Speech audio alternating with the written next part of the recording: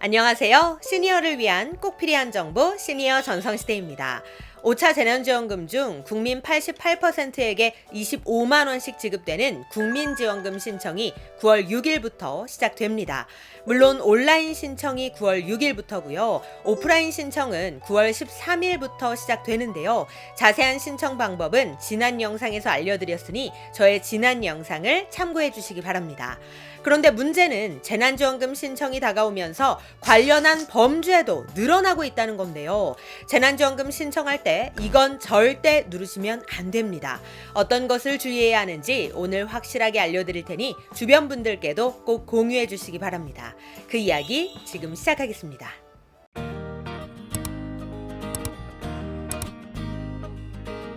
재난지원금 신청 범죄 수법에 대해 말씀드리기 전에 지난 영상 댓글에서 가장 많이 문의 주셨던 내용을 말씀드리겠습니다.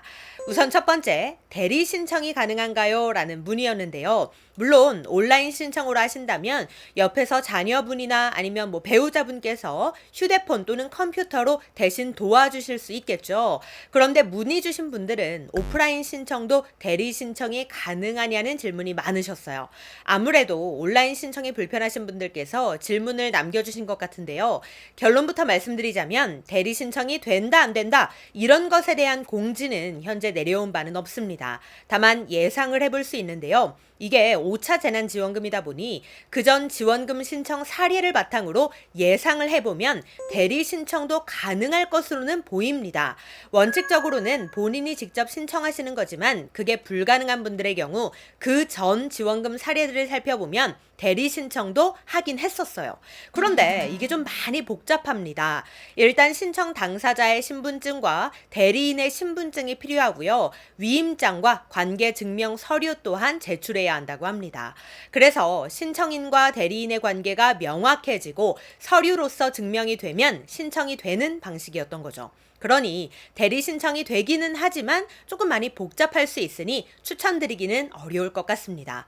그리고 이것 또한 결정된 건 아니고 이전 지원금 신청 사례들을 바탕으로 말씀드린 것이니 참고로 알아주시고요. 자세한 내용은 가까운 주민센터로 연락하셔서 문의해 보시기 바랍니다.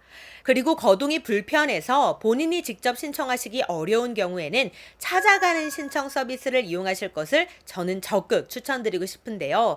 이것도 오해하시는 분들이 계셨는데 찾아가는 신청 서비스는 본인이 찾아간다는 게 아니라 지자체에서 찾아온다는 뜻입니다. 그러니까 오프라인 신청과는 다른 거예요. 직원이 직접 댁으로 방문드리는 서비스입니다.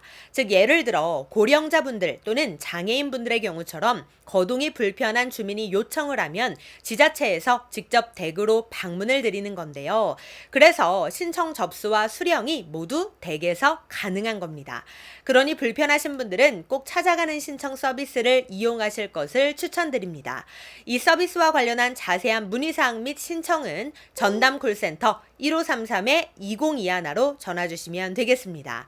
그리고 찾아가는 신청 서비스 또한 오프라인 신청과 마찬가지로 신청 기한은 9월 13일 월요일 아침 9시부터 10월 29일 금요일 저녁 6시까지이니 이 부분도 꼭 기억해 주시기 바랍니다.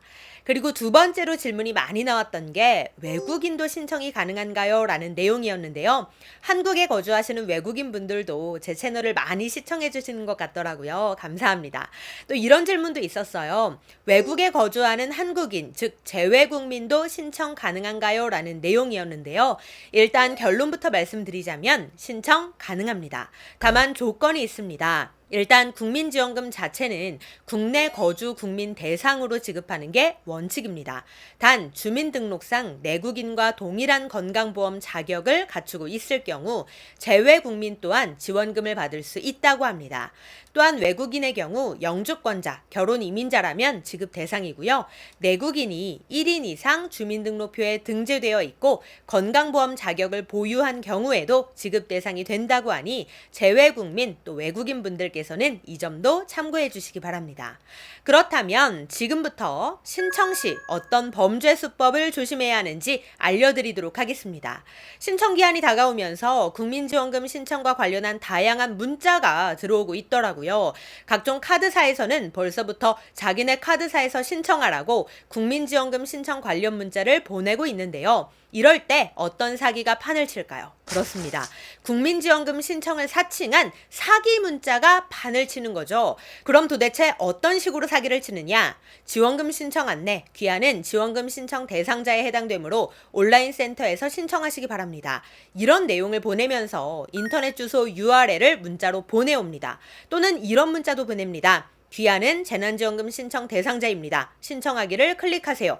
신청하기라고 하면서 또 뭘 붙여요? 그렇죠. 인터넷 주소 URL입니다. 또 이런 문자도 있어요. 재난지원금 신청이 접수되었습니다. 다시 한번 확인 부탁드립니다. 그러면서 역시나 인터넷 주소 URL이 덧붙여 따라옵니다. 이 마지막 문자는 아마 신청 기한이 조금 지난 다음에 올 거예요.